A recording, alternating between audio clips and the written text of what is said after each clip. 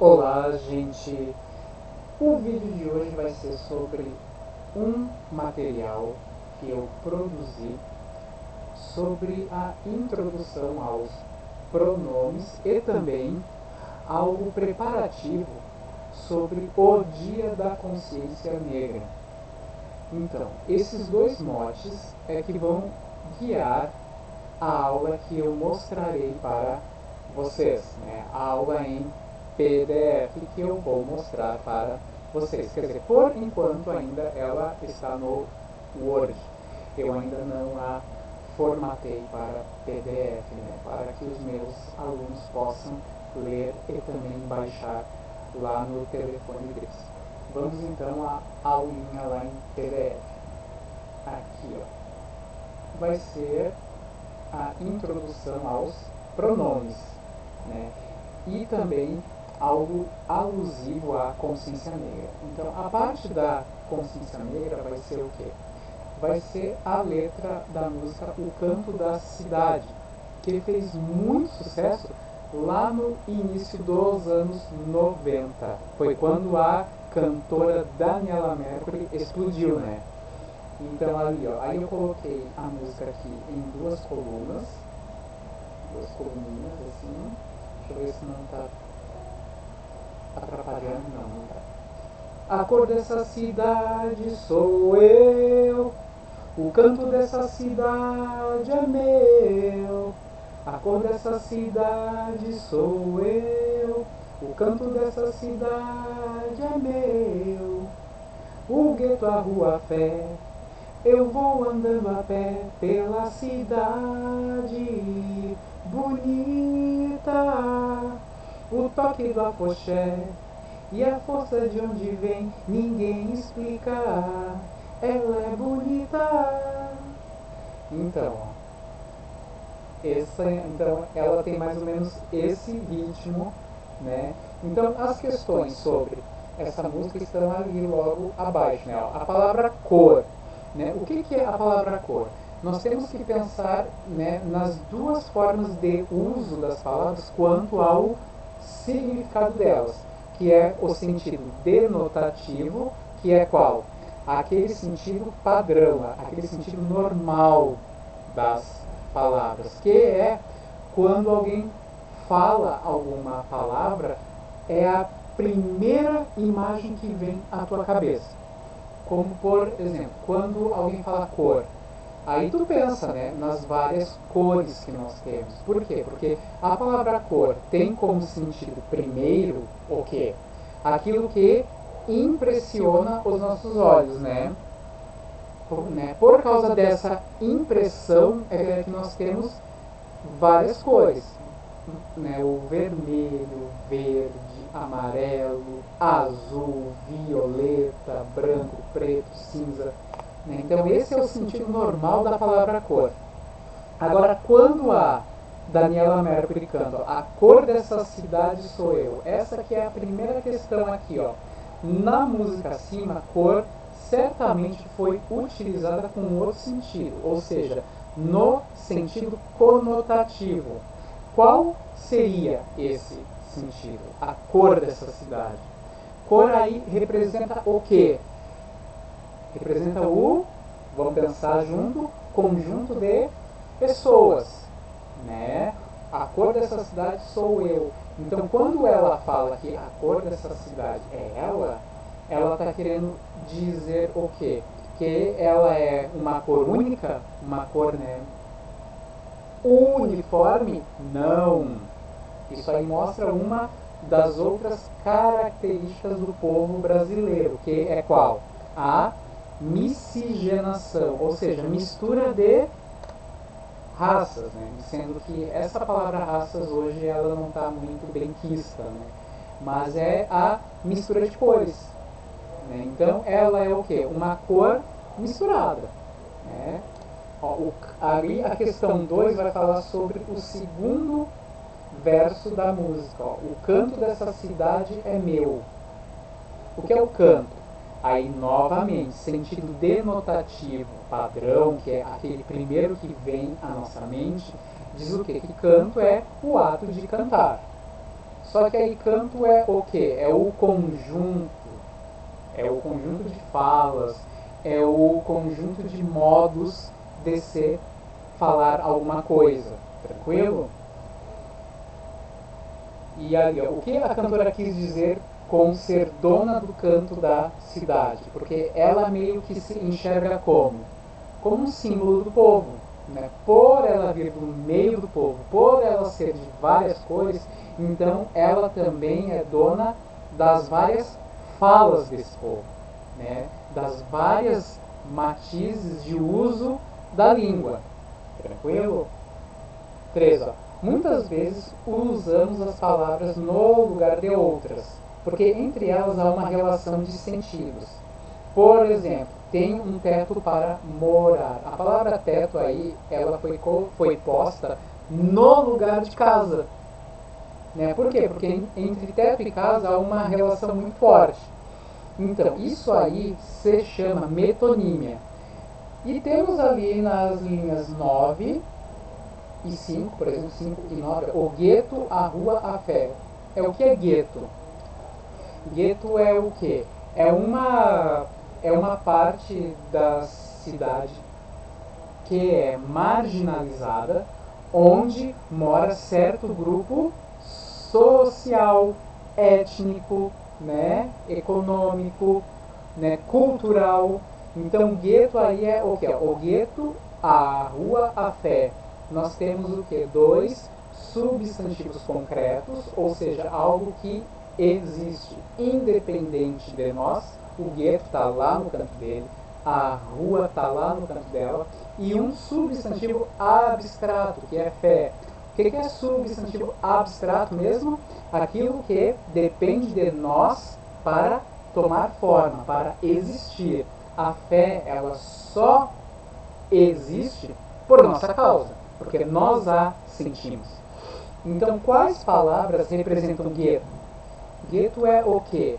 Aquele conjunto de bairros, né? Aquele conjunto de lugares de uma cidade. Rua é o quê? A parte pública da cidade, onde está todo mundo ali. E fé é o quê? As várias crenças, as várias religiões, as várias culturas. Então, essas 3 palavras, elas fazem o quê? Representam palavras maiores em termos de sentido. Então, é isso que seria. Aí, ó, o substantivo afoxé veio de uma língua africana, ou iorubá. Faltou o acento aqui. Às vezes o Word nos derruba. Né? Então, 2 línguas africanas, elas são consideradas principais dentro da influência sobre a língua portuguesa. É o quimbundo e o nagô, né? Quais são as influências das línguas africanas na língua portuguesa? Não é só em termos de vocabulário, como por exemplo, né, a palavra samba. A palavra samba vem do quimbundo, né? E se escreve M, samba, que quer dizer o quê? Umbigada, ou seja, uma dança em que 2 corpos batem os seus umbigos. Isso que quer dizer samba, né? Mas só que em termos de língua, as línguas da África também, elas influenciaram como nós falamos as frases em português. Como por exemplo, nós escrevemos vamos fechar a porta. Fechar com R no final. Só que por influência da África, como é que nós vamos falar isso? Vamos fechar a porta. Meio que o R cai e o A fica aberto. Vamos fechar a porta. Isso também é uma influência africana. Agora ali, ó, nas linhas 19 e 20, vamos ver ali da música, ó, eu sou o silêncio da noite, o sol da manhã. Ó, nas linhas 19 e 20, o eu lírico, que é quem? Aquela pessoa que expressa o seu sentimento dentro de um texto qualquer. Seja um poema, seja uma música, seja um texto escrito. Então, o eu lírico mostra que é alguém sem importância ou algo com importância. Eu sou o silêncio da noite e o sol da manhã. Ou seja, a pessoa se vê como compreendendo tanto a noite quanto o dia. Então isso é algo sem importância ou com importância. Aí a gente vai ver ali, ó. Ali na questão 6, nas linhas 21 e 22. Ó. 1000 voltas o mundo tem, mas tem um ponto final. Então ali, ó, 1000 voltas. Não são, de certa forma, 1000 voltas. Esse 1000 voltas serve para quê? Para indicar que o mundo é grande. Isso é uma hipérbole, que é aquela frase em que nós exageramos alguma coisa. Então, aí nas linhas 21 e 22, o mundo seria infinito ou finito. Aí o aluno vai ter que pensar nisso aí, vai ter que ler esses dois versos. Na linha 24, o eu lírico diz que é o carnaval. Sabemos que essa festa é uma das características da cultura popular brasileira. Qual o significado do substantivo carnaval nesse trecho? Eu sou o carnaval.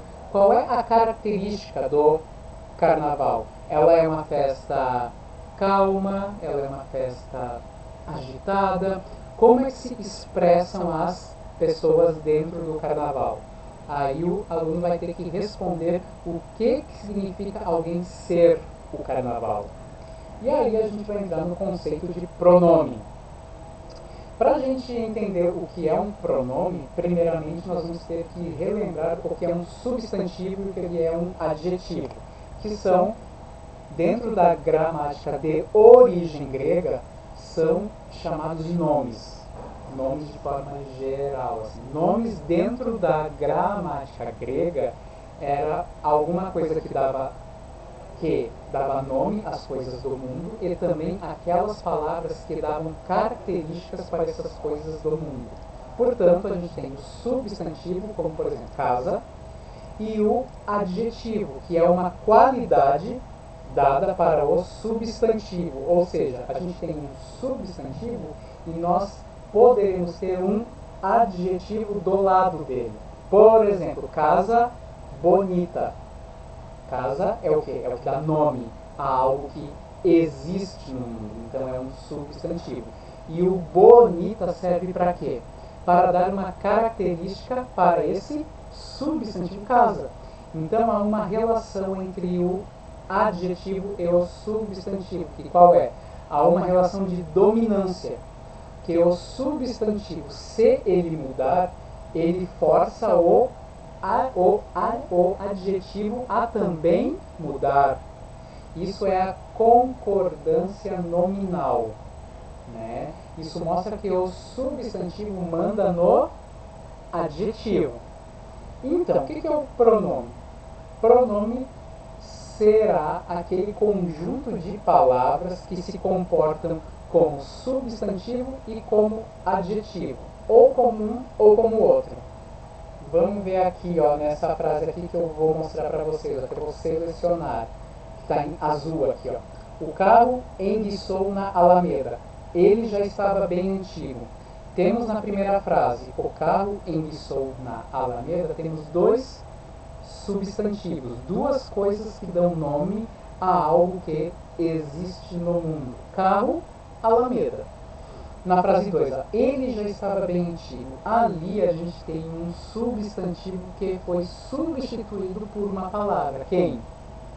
Temos o substantivo carro, que foi substituído por ele. Ele, então, é um pronome. Por quê? O que é o pronome? É aquela palavrinha aqui, no caso ele, que está substituindo um substantivo. Para nós não repetirmos carro, nós vamos utilizar o pronome ele. Né? Então, aí vão ter duas questões sobre esse conceito, que o aluno vai ter que responder, e aí depois eu coloquei 4 frases em que os em que os pronomes eles se comportam ou substituindo um substantivo ou ao lado de um substantivo como um adjetivo. Ó. Meu carro está estacionado. Aqui a gente tem o pronome meu. Meu aqui está ao lado do substantivo carro. Então está funcionando como um adjetivo. Por quê? Porque está dando uma característica para esse substantivo. Nesse caso aí, o meu, ele está indicando posse. Então, mais tarde, isso aí vai ser chamado de pronome possessivo, que é aquele que mostra a posse de alguém sobre um substantivo. Ó, eu sou o professor. Esse eu aí, ele está substituindo um substantivo. No caso, quando eu falo essa frase, esse eu é o meu nome. Gilmar é professor. Só que aí o eu está substituindo o substantivo próprio. Gilmar é meu nome. Aquilo assustou muita gente. Aquilo é um pronome. Por quê? Porque está substituindo algum substantivo. Por exemplo, aquilo pode ser um acidente de carro, uma morte. Né? Então aquilo está substituindo um substantivo. Ó. Alguns salgados estão crus. Esse alguns está dando uma característica para os salgados, que é um substantivo. Então esse alguns está funcionando como um adjetivo. Tranquilo? Então os pronomes, eles têm essa dupla função. Ou eles substituem um substantivo que foi dito, ou que vai ser dito, ou que tu saiba quem é, ou eles acompanham um substantivo em alguma frase. Tranquilo, amores? Beijo!